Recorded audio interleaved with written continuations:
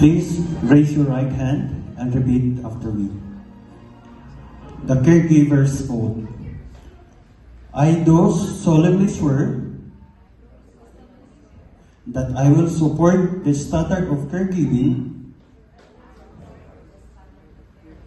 honestly and faithfully as given her today, to the best of my ability, and I will bear the true faith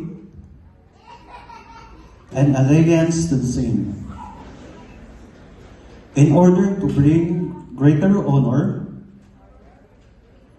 to myself, my client, and my company. I will strive to demonstrate the following characteristic: honesty, dependability, conscientious work ethic, kindness, empathy, and compassion, patience, cooperation, positive attitude, teamwork, acceptance of differences, respect of the client's privacy,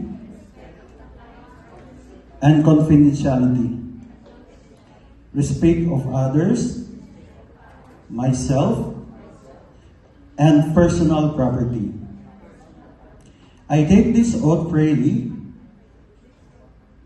without any reservations, and I promise to faithfully perform the duties of the position of caregiver, to provide the best quality of care possible without harm to my own health. So help me God. Congratulations.